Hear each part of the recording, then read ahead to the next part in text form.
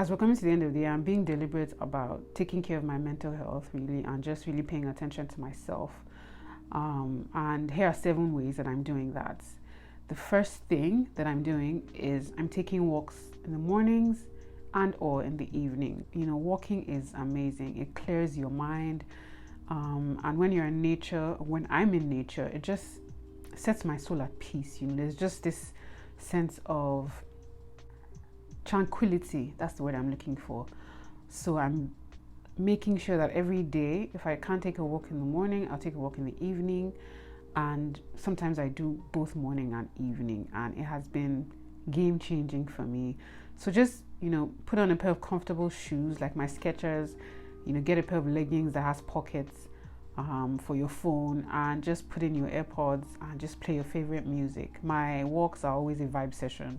Journaling is amazing. I mean, if you know anybody who's an avid journaler, they'll let you know that sometimes your mind can just go on this spiral, and your thoughts are just you're just stuck in this overthinking pattern. You're stuck in this cycle of just negative thought patterns. But when you write things down, it's not to underestimate the gravity of the situation you're in, but it gives you clarity. And even if there's any course of action, you're able to know this is exactly what I need to do. But I think the best part about journals is how you write things down and then you come back and you see just how much progress you've made, just from what you wrote down and what your reality is now. You just see that things have really changed. You've changed, and it's always so amazing to see. So journaling is one of my all-time favorite habits. I've been doing it for years. In fact, I have different types of journals. I have this one here which I really love. It's called Burn After Writing. I got it on Amazon. It's an Amazon bestseller, and it's amazing. It's like therapy in a book, because basically they're like questions about your past, about your future, and it's not something you fill in once. You just have to come back to it, once in a while. And it's called Burn After Writing because it's kind of like pouring out your soul.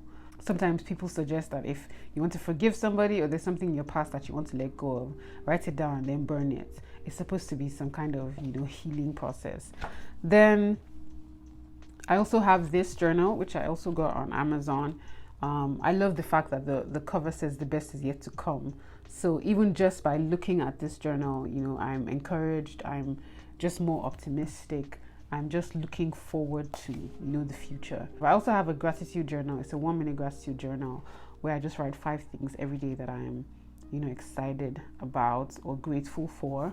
And one thing I've learned, and this I learned from Oprah, is that if you take time to be grateful every day, you always have something to be grateful for. Another thing I'm doing for my mental health in preparation for 2023 is I'm listening to old songs. I'm listening to the songs that I grew up on. The songs that me and my brothers used to sing and lip sync when we were kids. It's older R&B like 112. Like Disney songs like Babyface.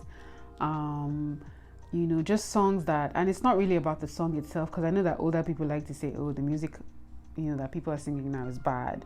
But it's just something about listening to a song that you listened to when you were young that just, it just connects you to happier times. And I just got this Echo Dot speaker from Amazon, which, I don't know if you can see it, is like, I just brought in a slice of heaven into my life, because it's one thing to listen to music on your laptop or to listen to music on your phone, but there's just something about having like music that can just be uninterrupted and it's just like blaring. Obviously, I'm not disturbing my neighbors, but I just mean that I don't have to like put in the effort. You just have to say, oh, Alexa, play me this. I know for some of you, like having a smart speaker is not a new thing, but for me, for some reason, I don't know why I didn't, get one quick. I don't know why I didn't get one sooner, but since I got it, it's been game changing. I love it. I love how I can just get music playing. I know people talk about being plant moms and just how having plant life around you is just a very therapeutic thing.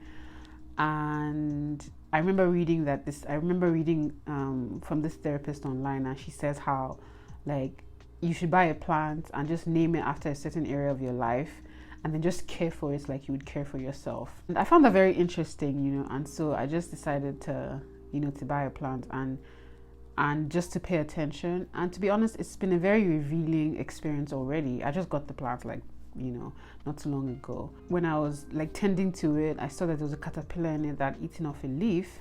And for me, it was very eye-opening because, there's a proverb in Yoruba land where I'm from. I'm Yoruba, from Nigeria. And there's a proverb that says, the insect that will destroy a plant comes from the inside of it, and sometimes we can be so focused on the outside of our lives, looking at things that are happening on the outside and trying to live life from the outside in. But really, what is bugging us, what's causing the most problems, what is drawing us back is really from the inside. It's just some spring cleaning that you need to do from the inside out. And when I found that caterpillar, obviously I got rid of it so it doesn't kill my plants. But I also decided to look into my own life, like what are the caterpillars, either my habits or people or anything that's happening inside of my life that is threatening my progress, and how do I get rid of that? Like I got rid of the caterpillar. So it's caring for a plant is, apart from the fact that as you're tending to it, it's especially if like you're by yourself right now, it's something, it just gives you something to nurture, and as you nurture it, you also look within your own life as well, and you find that, well, wherever you need nurturing, just pay attention to that. So now when I say reading real books, I mean reading an actual hard copy of a book instead of staring at a screen. And I don't have anything against ebooks, but the fact is that you're staring at your screen all day. Like sometimes you just need an escape for your eyes as well as for your mind, and reading a book on the screen can be very distracting. So that's why I'm saying reading like real books, like a hard copy book. And I had trouble sleeping for a while, and so I just was very deliberate about having like a winding down routine. Like instead of just jumping into bed, just an hour or two before bed, I just do some things. I just deliberately slow down my mind and just slow down my body so I can get to bed easier. And it's been very amazing. And right now I'm currently reading To Kill a Mockingbird. It's a classic, it's an amazing book, and it's fantastic, and I love reading it. Then I'm also reading Where the Children Take Us by Zain Asher. She's a CNN anchor, and she autographed this for me. So that is very exciting. I'm happy about that. And I'm also reading Atomic Habits. Now, I mean, most people read Atomic Habits at the beginning of the year because, well, everybody wants to jump into this whole new year, new me, new habits type of thing. But I'm reading it at the end of the year because it also will help me set an intention for how my year is going to be, my next year is going to be, without necessarily rushing around, right? If I'm reading it now, and the good thing about this book is that it doesn't suggest that you can turn your life around in a new year, right? It's more about just getting 1% better every day. I recently discovered coloring, and it is amazing. It's so calming. And I know it sounds silly because, people think, oh, using crayons and coloring books and coloring sheets should be for children. But maybe that's exactly why. Maybe because it just awakens or reawakens your inner child. But there's just something about coloring that just, I know I've used the word calm a lot, but again, that's what you need, right? To tend to your mental health, to tend to yourself. It's like self-care. And for me, it's been, just sitting with crayon and coloring has been life-changing. It's just, my mind the creative juices flow, but I'm not even doing it because I'm trying to, get the creative juices to flow. I'm just trying to settle down and just calm down, and it's so effective. I have some coloring sheets in my description box that you can check out, and you can just buy crayons on Amazon. And I know it sounds silly, but trust me, if you try it and it doesn't work for you, then let me know and I will sing you a song. And the final thing I'm doing to tend to my mental health before 2023 is going to bed early. Now, sometimes I think it's because of hustle culture. We think, work on your 9 to 5, then work on your 5 to 3 a.m. And I'm all for, I'm all for productivity. I'm all for doing your best. I'm all for working hard. But I think that if you have to be working all day, then there's something wrong somewhere. It's not really effective. People are pushing now for the 4-hour work week, if you read that book by Tim Ferriss. And it's more about getting as much as you can out of your productive hours, because nobody's productive all day. So for me, I find that I was always trying to force myself to work late into the night because I had some things I wanted to take off my to-dos. First of all, your to-do list will never be empty. So don't even just, there'll always be something to do the next day, right? You'll never be done with work. But I also realized that if I did manage to push myself and feel good about, working till 1 a.m., 2 a.m., the next day I would wake up and feel terrible. I feel like crap, and my productivity would be rubbish, and I wouldn't be able to do anything. So it was like I lost a whole day because I was trying to buy a few hours.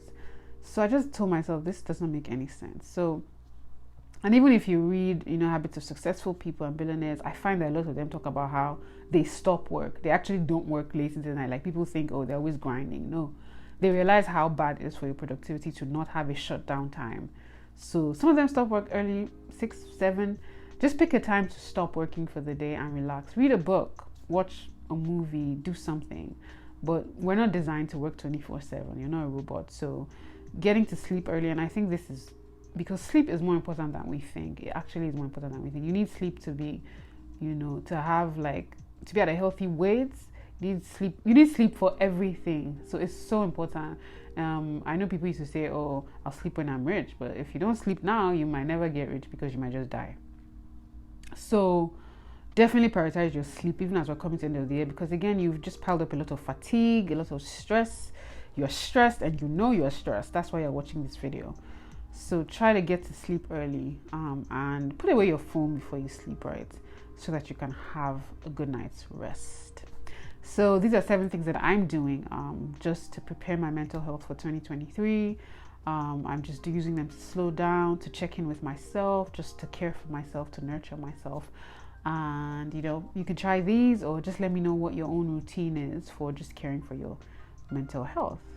Thank you so much for watching. It was good to have you here. I love you. I know that's kind of weird, but I feel like one of you needs to hear that I love you and you matter, and the world would not be as good as it is if you were not here. We need you. Stay around for us. Take care of yourself. Bye.